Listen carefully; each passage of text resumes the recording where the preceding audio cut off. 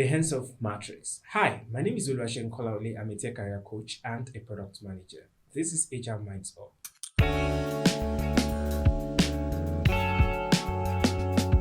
The Ansoff Matrix is also known as the product market expansion grid. It is used by product managers to plan their launch strategy. Whenever you're going to the market, you need to consider the kind of product you're taking to the market in respect to the type of market you're going into. There are two major components of the Ansoff matrix. We have the markets and the products. Each of these components have two coordinates, which is new and existing. What exactly are we talking about here? Whenever you're about to launch a product in the market, you need to consider if the product is a new product or is an existing product in that market. Another part of it is that the market has to be considered, whether it is a new market or an existing market. Maybe there are other products that has been existing in such market before. This would actually help you plan and know or manage your basic expectations when you're getting into this market. In furthering our discussion concerning the Ansoff matrix, understanding the Ansoff matrix helps you to identify where your products fit into in the market. We're going to be exploring this using the X and Y coordinates of a basic graph. On your Y-axis, you have your markets, and on your X-axis, you have the products. For each of these axes, you have different coordinates. Each of the coordinates are new and existing, which represents new markets, new products, existing markets, and existing products. We are then supposed to map each of these coordinates against each other, whereby we map new markets against new products, new markets against existing products, and existing market against new products, and new products against new markets. The first we're going to be considering here is the existing markets against the existing products. What is the scenario of this? Whenever you're building a product and you have to launch a product in the market, especially when you are about to get into the market, I mean the pre-launch strategy, you need to take note of the kind of product you're taking to the market. Okay, this kind of product already exists in this type of market I'm getting into. That is an existing product against an existing market. Trust me, it might be very challenging bringing this kind of product because it is not the first of its kind. It has a lot of competition that it has to face when it gets into the market. What then are you expected to do? The Ansoff matrix helps you to manage expectation. It gives you certain strategies that you can use to scale and survive in these kind of markets. Market penetration most of the times would require huge marketing budgets. There are a lot of things you can do just to get the attention of customers to distract them from going into your competitors' products. If you have huge marketing budget, you might try this. There's another concept called the blitzscaling methodology. What does this mean? This definitely means you substituting your profits for growth. While growth is what is expected in what you're doing at that time, you might actually be selling products at a very cheap rate. An example of market penetration could be products like ClickUp. When ClickUp entered the market, they met several other products in the market. Well, Jira was in the market, Trello was in the market, and some other project management tools. What did they do? There was a huge investment that was done in ClickUp at that time. ClickUp had huge investments that they brought in that helped them to compete in that market. They had a lot they did around marketing. Marketing was a major tool for them. Also, their pricing strategy was very, very considerate. So they had to give their product for free for people to use. You wouldn't compare what Jira is giving for free in respect to what ClickUp is doing for free. Well, we don't know how long this is going to stay in the market, but then they had to enter the market through this type of strategy because they had a lot of competitors at that time. They needed to draw more attention to themselves. If you want to consider market penetration, you should have huge marketing budgets to be able to push your products where everybody knows a lot about your product. Also, your pricing strategy could be reviewed where you have a different pricing mechanism that helps people to pay, or maybe you are the only one doing something around subscription method where other competitors are not doing that. Analyze the SWOT analysis and know where you can have some favor in the market and where users would want to use your products. And that is it about market penetration. If you have a product that is not new in the market and it's also entering a market that is already existing, try the market penetration strategy and also read more on the market penetration strategy and see what you can do. Now let's get into the second quadrant, which is existing markets against new products. Most companies or products that do this are basically products already in the market. Because they're already in the market, people know them already. They are able to push new products to the market where people already have a feel of what that product has been earlier on. Introducing new products into the market helps you to gain new customers and also gain existing customers from competitors. An example of this is when Uber introduced delivery and food.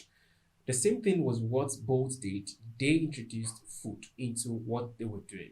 Either of them that started this first, it's all about who introduced a new product first, who introduced new variation of their product.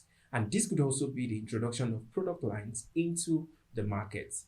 Try this methodology if you're a product that has a lot of products in your chains. I mean product lines. If you have up to 4 different products and you want to launch more products, use this strategy to introduce new products of its kind. Even if it's just something different, just a little thing that you added that was different, add it into what you have done. Another thing Uber actually introduced into their products, which I call a sub-product in the product lines, is the Uber Share. You can now co-board with other passengers, which means someone going to your destination and that person as well can board to reduce the pricing. Of course, if you do not mind boarding with someone else, you can actually get your price reduced and you're able to save some money for yourself. If you're a company or you're a product manager and your company has to launch different products or you wait to compete in the market where you have a lot of competitors and you want attention to be on your products for every new launch, you can try this product development strategy from the Ansoff Matrix. An example of the market development strategy is what Chowdeck used. The CEO was interviewed by an interviewer and was asked, why did you start Chowdeck? What was the major thing that made you start? He said he wasn't really thinking about all of this before until he got to Dubai. He ordered for food and it got to him in less than 10 minutes. But while he was in Nigeria, it was always taking about 40 minutes to 1 hour, even sometimes 2 hours. He said he saw this and he said, if this can work in this type of markets, I think I can bring it into another market. That is basically what market development strategy is all about. If you have a product that has been existing somewhere else before and you also want to do something else in another market, there are 2 major strategies you can use. Number 1 is either you buy a company that has already started what you've been doing before. So what do I mean? There was an occurrence between Paystack and Stripe. Stripe was doing their thing basically. Paystack started their own in Africa. Along the line, Stripe wanted to have markets, they want to have opportunities in this kind of market, in the African market. What did they do? They bought Paystack. And that's where they can develop their business and their products in the African markets. Another thing to do is to also build your kind of product elsewhere. Sometimes it might be your same product or someone else can come from anywhere to build a product and take it to the other market to replicate what has been working in another market before and bringing it into a market that never knew such product. All you have to do is to understand the demography, to understand the pricing mechanism and the things around what makes it work in the other area and how it can work in this new area. You might want to consider all the possible strategies to know around the market development strategy if this is exactly what you want to do. The preset and their lay down templates to use. Now, the 4th quadrant is the new market against new products, which we call the diversification strategy. This strategy is a strategy that is the most risky amidst all of this. An example of this is the introduction of new products into new markets. Uber started like this. Nobody was doing that before, and most of the times when you're doing this, you are actually the first mover in such markets. Innovation can be an example of this. Innovation is actually bringing product that has never existed before, bringing it into the market. You want to gain customers, you want to do new things in such markets. Innovation actually has to be what you have to do. Airbnb is another example of this. There are a lot of product that has actually failed while Airbnb has risen. There are a lot of product that has failed while Uber has risen. What am I saying in essence? This is a very risky approach to product development. When you're bringing an entirely new product into a new market, the market never existed. You might want to educate users to actually see the need. Sometimes users never saw the need. They never knew they needed this kind of platforms. They never knew they had that problem. You might need to do a lot of education to get people aware of this problem. before you start selling your products. It takes a lot of risk that you have to take to be able to exist in such markets that never existed. An advantage of the diversification strategy is you don't have to deal with competitors at that time. You own your thing. The moment you get into the market, you enjoy the first mover advantage in that market, but you have to scale very fast, because whosoever scales very fast gets the first scalar advantage and is known across the world for the products that they actually build. Well, if you have learned so much from the Ansoff Matrix, I believe whenever you're bringing a new product into the market, you definitely consider the Ansoff Matrix. You're bringing any product into the market that your team has worked on, you need to consider it inside your pre-launch strategy. If this video has helped you as a product manager, you should like, share, and also subscribe. Then turn on your notification bell so you'll always receive new videos that we post from here. See you in my next video. Bye.